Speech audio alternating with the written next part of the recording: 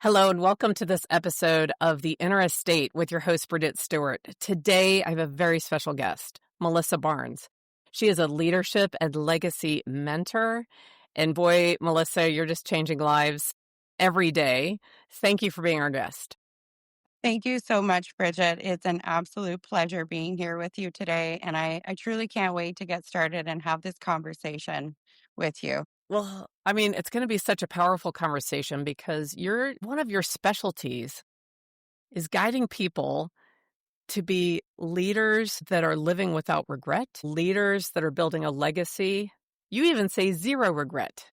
Can Zero. you share with everyone, what does that mean? Share what that means to you. So I think it would be fair, Bridget, if I start sort of with a little bit of a history on my career path, I which would love really that. leads right into this. And it really is why I'm here on this mission to change lives. I am from the death and grief care industry. For 25 years, I've been working with families at the end of life. I've had the honor of meeting individuals prior to their own death. And even in eulogies, we hear things. And the number one thing I hear from people who know that they are at the intimate death is they regret. They regret. And you know what they're regretting, Bridget, the most?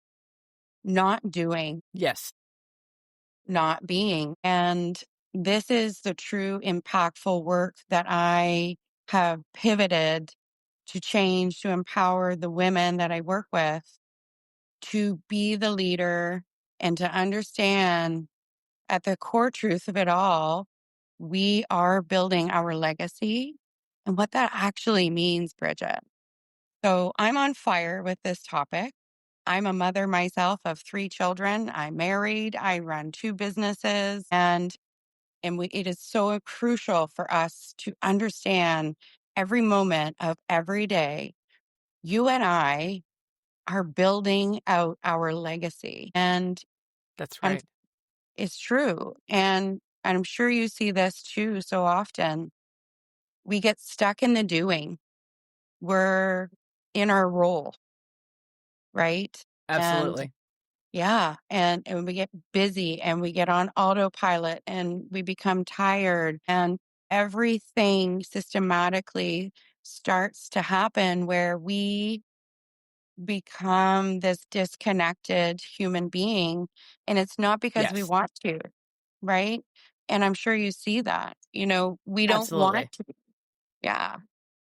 So that's Yeah, why I'm here. And that's a bit of the backstory and what I have seen and the heartache that I know is true at the end of one's life, whether it's a long life or if it's a tragic short end, there's always this regret. And I believe so much that we can live and lead without any regretting. well, I'm excited to hear about that. And before you share more about that, may I ask you a few questions about what you just shared?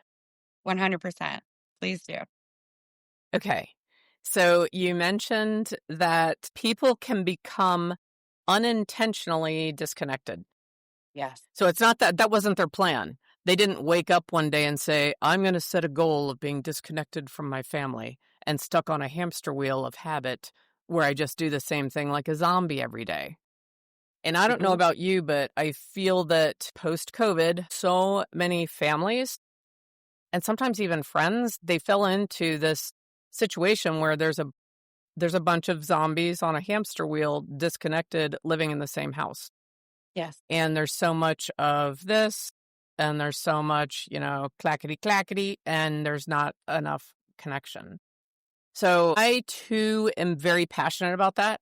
And I'm so glad that what we're going to talk about today is going to address that. Is there so I feel like anyone that's listening today, if you feel even slightly like you're in that rut, or as you described, doing the same thing every day and it's not meaningful and it's a hamster wheel, that I hope they'll stick with us and we're going to address that with them. Yes. But the other question I had is you said that the most common regret that people have are the things they didn't do, the actions they didn't take. Yes. the ways of being that they chose, whether they chose it with purpose and intentionality or they did not, which is the common default setting. It is. Could you share just slightly more about that as we get into now how to address, and how you can live with zero regret? Hmm. And I think you've nailed it. And you mentioned the word habit, and I love that you did. And because it's not intentional. But when I hear about regret, Right. I hear, gosh, I wish I had just gone and done that vacation with the kids when they were still little. I wish I Mm-hmm. hadn't worried so much about spending the money or the stress or, you know, the fear of, losing things. And I wish I had have just done this instead. And, in those Right. moments, I'm not necessarily hearing about, massive moments that, have shaped one's life to be very negative. It's the little moments. Like I wish I had have learned to swim so I could have swam with my babies when they were little. Right? I Yes. wish I didn't work so many hours and worried less about the finances. And it is Right. in these moments, Bridget, that the light bulb goes off and you realize it truly is the little moments. And those are the moments, as you say, they're just getting washed away. You're not doing it on Yes. purpose. We don't. Correct. It's one of my friends described it as you're on the hamster wheel, and hamster wheels typically have little bars with spaces, and every day those opportunities for moments are just falling through the spaces as you keep, hitting rung after rung. So I'd love for you to shift into what you are so great at, and that is leading people to Mhm. become their own leaders of a life with zero regret. So take us into the solution. I would love to. And I come at this with the most compassion and love because, Bridget, I've been this woman myself. So I approach this Hmm. from a standpoint, and I hope this doesn't seem too strong, but it's almost like a zero tolerance. Here is what we really need to be looking for. I am a mirror, Bridget. I stand before my Yes. clients and I am a reflection of them. And I carry a great amount of compassion for especially women who are leading businesses and families. But the Yes. raw, honest truth is when we become aware again and we have a sounding board for someone to mirror back what it is that you feel is missing and where you really desire to be, we can start building out that pathway for you. And it starts by standing in front of the mirror and being raw, honest truth with yourself. What is tugging at the heartstrings? What is it that you truly, deeply desire?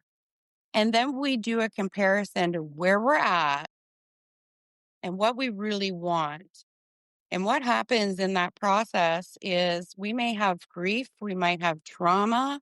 We definitely have old stories or BS, as I like Yes. to call it. And Yes.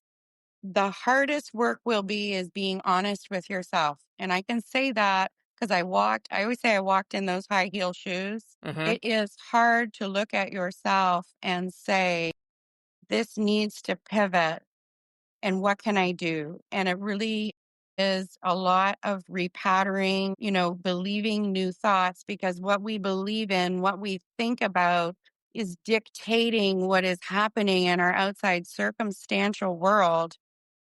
And so if we're thinking negatively on, dwelling what's missing, what I'm feeling, we are almost bringing that with us in every movement that we take. And there comes a fine line Yes. where someone says, that's enough. We can do better. Let's do better. How are we going to reset the identity? Who do you want to be? Set the alignment and truly start embodying this new version.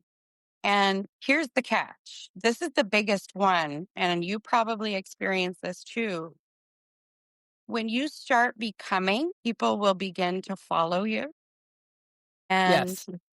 this is the beginning of that taking that leadership role, and you lead yourself first. Well, part of the reason that I chuckled a little bit when you said, when you start changing, people will follow you. Absolutely. It is, in my opinion and my experience, one of the only ways to create change in any existing relationship is for you to lead yourself first and change yourself first, and that changes the dynamic. Yes. I would like to ask you, because I chuckled, sometimes when you start changing, the people that are oftentimes closest to you will create friction because you're stepping out of the day-to-day dynamic and the person they know, and you're shaking things up. Have you experienced that as well with your Yes. clients? Yes. I have. But something to remember is that that is a fear based program as well. And even your partner, right? Your partner may start to feel like they're really changing. But I find with my clients as well, most of the time, it's a very short thing. And it is a fear based program that is operating in both of them. And the fear is, Hmm. well, we're going to grow apart and this is the end, Yes. right? When in fact, Right. very opposite will happen because the power of your change, it will just naturally flow into a change within them and within their Yes. relationship as well. I bring it up because one of the things that I've seen happen, and I'm curious for your feedback on this, Mhm. is sometimes someone starts making the change, they're doing great, you know, 2 steps forward, 1 back, but they're working on it, and it's fully internalized, and they're focusing on themselves, leading themselves first, and that very close person in their life starts to resist. That can turn into a point where they give up. And what I'm hearing you say is push through it. It is a short-term issue. Is that, I don't want to put words in your mouth, but is that what I'm hearing you say? No, I would love you to put those words in my mouth, Bridget, because I think Okay, that's good. Okay, perfect. good. Yeah. I'll say this, and I don't have any fancy terminology. I'm just a woman speaking of my own experience. When you get to the point where you're going so hard and you're doing all the work, and you get to that point where you're scared or you're fearful that something big or terrible is going to happen, it is in that moment where you decide, I'm staying or I'm going. And if you keep with that, that truly is that breaking moment where the pattern is switching. It's switching within you, Right. and you have delegated out, into the universe, into those people that you love, that this works and I'm willing to stick Yes. with and through that discomfort, and that shift will happen, and it is temporary, but then the change So happens. it does. And I'm so glad you just said that, because one of the keys, in my opinion, to making a significant, lasting change of this type, having a mentor that is there with you, that is going to keep saying, don't worry, keep on the path. It's coming. Make this small change. Remember, you're focusing on yourself first so you can help others put their mask on. They will come with you. Having that person with you, in my opinion, is one of the key indicators of whether it will be successful and long lasting or not. Yeah. And even if someone has tried something in the past, I'm going to call it on their own. Maybe they watched a video series or they got a book and they were attempting to do it on their own and they failed. It doesn't mean that you can't do it. Do it with someone there beside you that's going to make sure that they will get you through the obstacles and challenges you may face while you're doing it. Yes. So I'm And glad you brought that up. thank you. And likewise. And I think it's important to note, I I love personal development. I have spent hours and hours and hours and the dollar signs to match. Yes. there is something to be said about someone else looking at you and offering just to stand there as the mirror, as the support, but also as a reflection of where you're truly wanting to go to. And just very quickly back to let the partner or the person that might be pulling away quickly. I would want to put this across the table to anyone listening to this. I personally also would consult you on that and offer you suggestions on how to integrate and bring them into it a little bit more, because it could be as simple as they're feeling distant because now you have someone to talk to and they are feeling out of the circle. They're feeling out of the loop. Right. That's where the communication and Right. bringing them in and, and consulting them on your journey so that they know where you're at.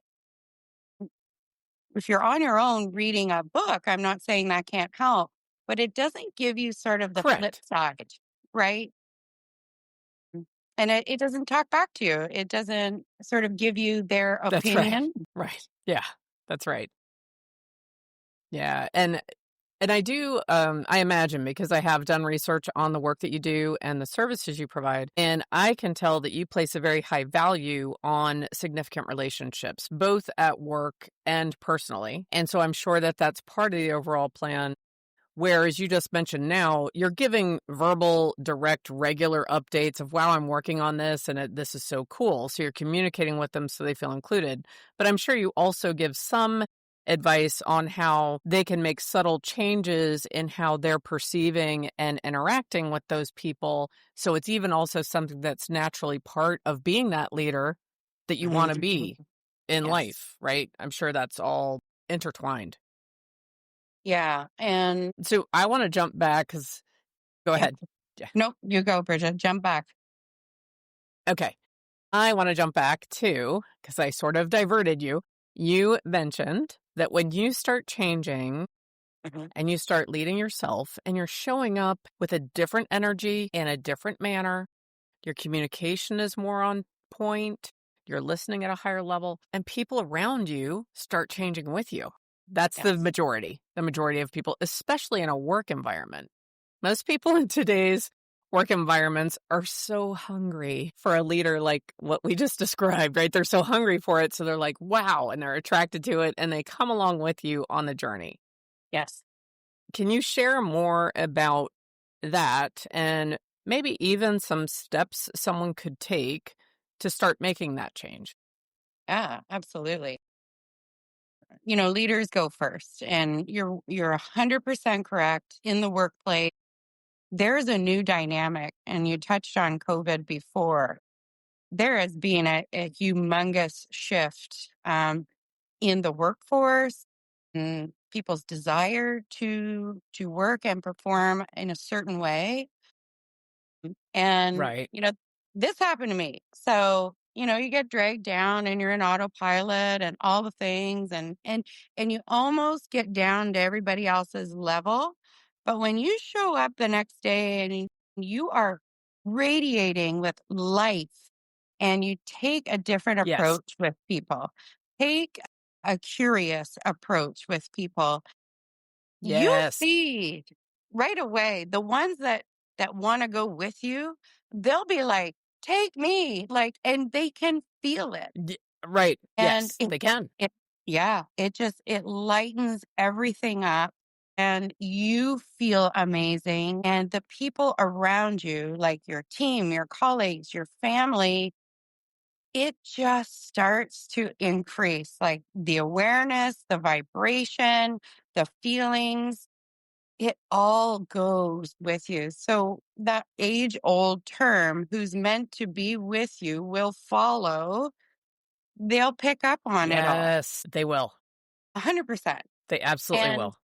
yep, I have seen this. I've seen, women coming in and she's got a team of people, like a brick and mortar business, and they're on their phones, they're in the doom scroll, and it Yes. almost is like a disease. It sort of spreads like a virus, then everybody is doing that, right? in this work, she had the power to say, the phones are for here in this space at this time of day. And she said within 1 week, they were collaborating with each other, they were speaking, they were lunching together, and everybody Right. had a smile on their face. And they went from this doom and gloom to everybody loves their job, everybody's empowering everyone else to do a wonderful job. That is the power. Yeah. So I think if It you is want, amazing. it truly is, and it's not fluff. It's not fake news. It is a reality, and I think for anyone who's wondering, just practice. Try it for 1 day and raise yourself up and act at a new level of you, the one that you truly want to be. And it's not easy at first. You have to reestablish yourself and your pattern and your beliefs, but just try it for 1 day. I encourage you and see what happens. I think that is a great idea. And to don't overplan, don't overthink, don't overanalyze, simply be, you know what? Tomorrow I'm showing up as my ideal vision of myself. And I would include everything. If you're a lady, you're going to do your face the way you want it, however that might be. Pick your outfit out the night before. Wear something other than black, or you can decide if you're in, or if you're always wearing khaki, wear something other than khaki, and just show up. Not just, to me, that's almost like a football player getting ready to go on the field. They get in everything. You know that they're doing mindset work the whole time they get dressed. And then you show up with just a whole different air, and it impacts your self-perception and your mental state. So that energy is going to come through. Of I course. just, I love that idea. And it's Anyone a can big, do this tomorrow. yeah, In fact, if you're hearing this in the morning, when it's over, stop, restart the day, and just, show up in that different way right now. yes. And then And I stack heard, the wins. Just stack day after that's day right. after day. It's baby steps. It's baby steps, and you're learning and you're practicing. And there's a beautiful quote. So I think it's a perfect time. You can choose to be someone different than you were 5 minutes ago. You can do that right now. So you can start. Absolutely. I love that. Yes, you can start right now. I love that. It's One baby of my steps. old mentors would say, Bridget, it doesn't matter what you love. I can hear her in the voice in my head when I say that. And yet, how powerful is that? You literally can decide right now, and you can show up in a different energy in 5 minutes. You can. And, when's the last time somebody said that to you? This is this is the world that we're kind of stuck in, that it is what it is pattern. And when you and I show up and say, well, Right. no, it doesn't really need to be is what it is. You can make it what it is. You have that power within you. And it's really just about stepping into your power. How do you feel about working from home versus going in the office? Do you think that this plays a role in what we're discussing in any way? I think it can. I think that the work from home generation has a different level of challenges to face today. Number one, you're not stepping out of, your four walls. You're not exercising your social skills in the same way. You're not getting ready for the day that you may have, gotten dressed up and put on a suit and your hair and your cosmetic if you wear. And we're sliding Right. into this super comfy lifestyle, which I like that. And there's a time and a place for everything. But the women that have been challenged the most are truly missing a key component of the social, the get ready. It's the confidence of feeling good and presenting yourself in a certain way. So, Right. yeah. I mean, does that answer your question? Is that what you're sort of It thinking? does. It does. Yeah. Hmm. And with clients I've been working with, similar to what I mentioned about, like, if you find yourself in a rut of wearing black all the time, wear something different tomorrow. If you wear beige and khaki, wear something different. Like, shake it up from whatever you're currently doing. So with clients, if they're truly struggling with getting out of the hamster wheel, I ask, I will say, all right, if you're working at home next week, guess what? You're going in the office every day and you're going to be there by 8:30. Not that I tell them in that bossy manner, but I'm not going to go through the whole, well, sometimes I do. And if they're currently working at the office, I'm like, okay, guess what? You're going to work from home next week. Let's allow the staff to have some breathing room and time and whatever. So I usually like to see what element can we change based on what they're currently doing to shake up their daily routine. It all ties into what you were saying of, are you missing out on some of the discipline and structure that happens with either, Yeah. and then figure where to go from there. Yeah. And I love Melissa, that you mentioned, go ahead. Yes, go ahead.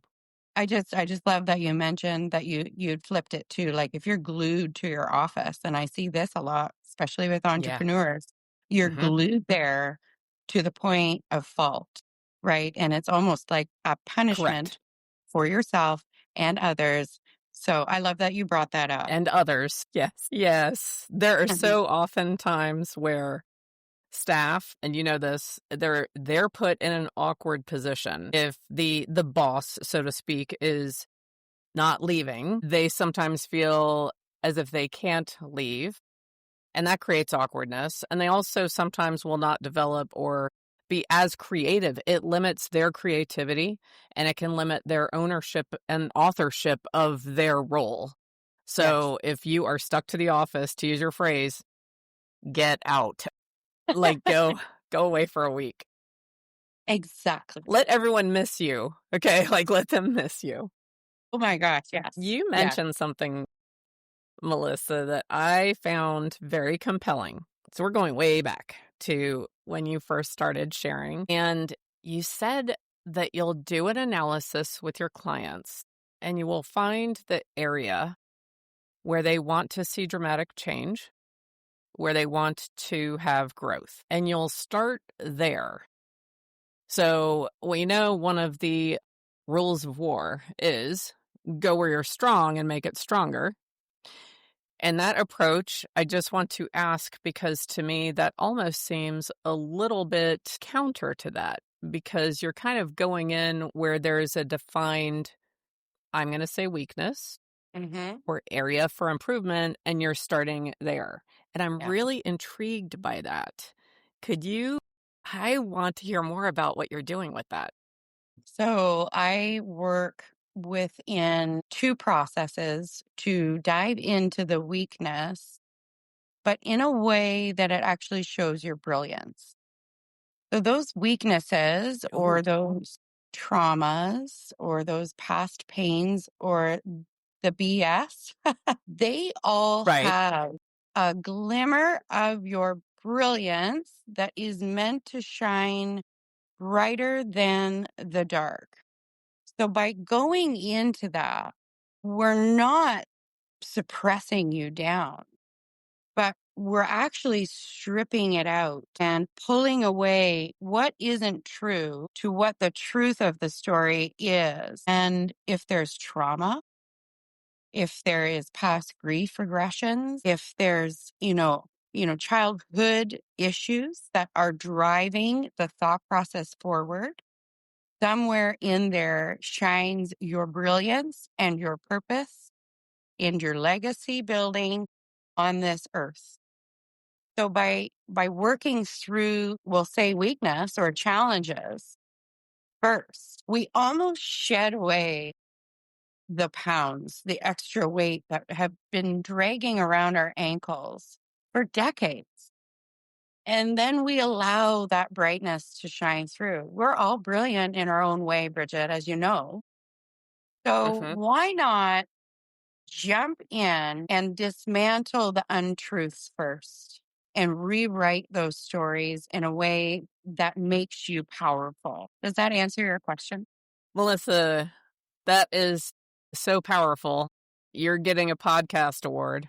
You're the first person that made me tear up. That is the best detailed description of how to navigate focusing on that area of neglect or trauma or, any of those things that I have heard must be incredibly cathartic for your clients. They probably feel like dancing through the streets like the end of the 40-year-old virgin, in a white outfit with ribbon twirls. They probably went dancing to the age of Aquarius. Like you must be part of and witness to significant moments of freedom and release with people. And you're making me tear up as well, because when you see that moment where the weight that they've been carrying just drop to the floor, and they kind of just step back and go, I had no idea what I was carrying. You can see it in their eyes.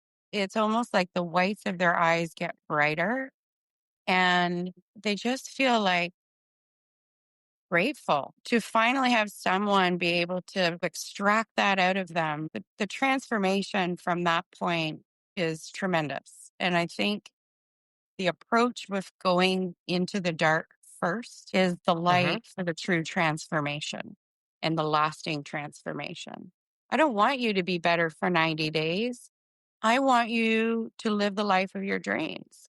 I want your marriage to be the most beautiful relationship you've ever dreamed of.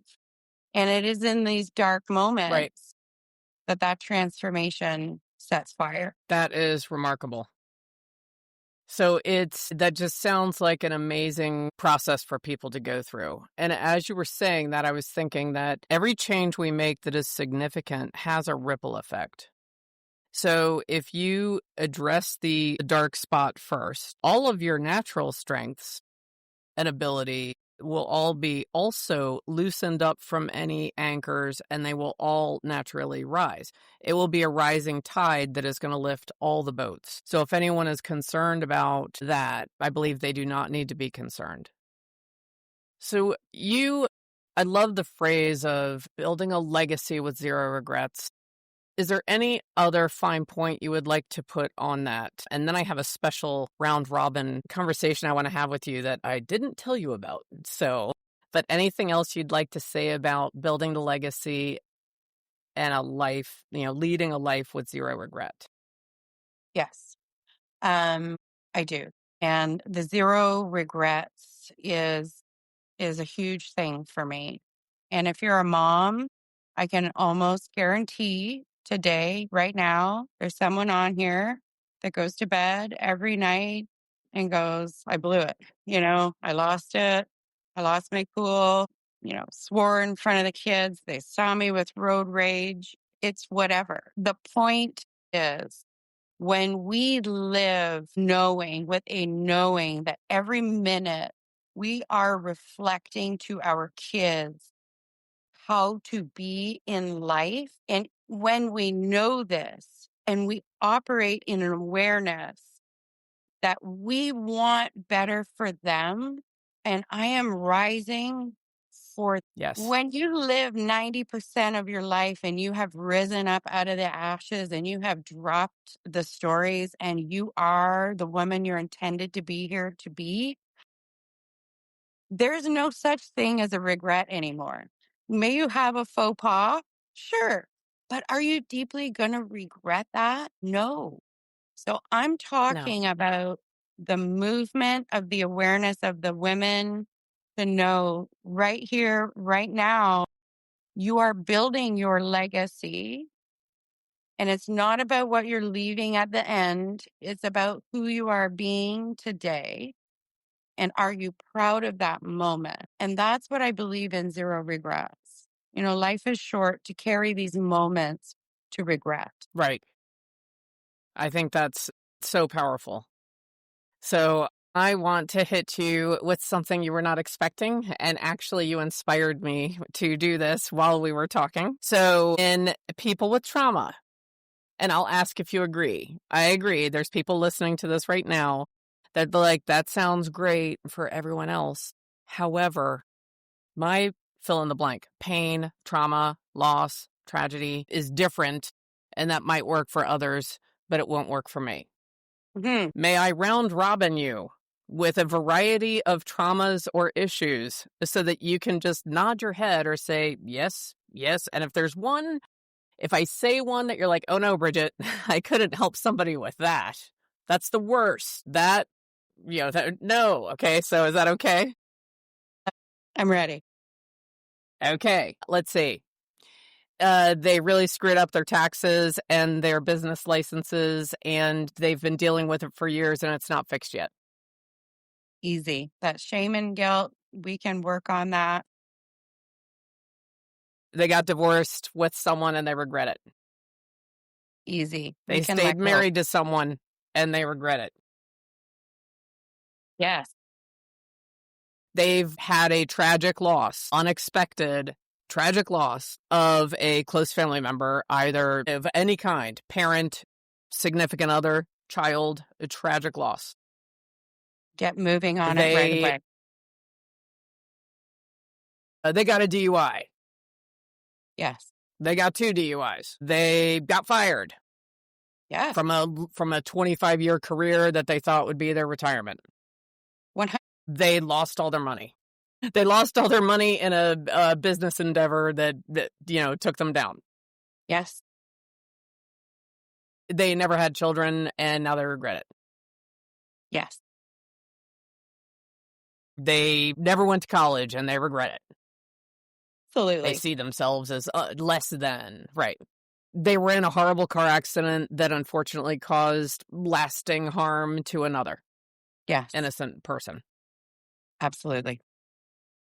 They inadvertently or advertently, I don't know what the opposite of that is, committed a crime. Yes. Yeah. Okay. They have adult children that, for a truly unknown reason, are estranged from them now. Mm-hmm. It's never too late. They have estranged children where there was good reason for it, because they were not operating in their best mode as a parent. Yes. Okay. They went through empty nest syndrome and realized they let their marriage go and they want it back. Yeah. Okay. So I feel like I covered a lot there. It was a lot. You did very well.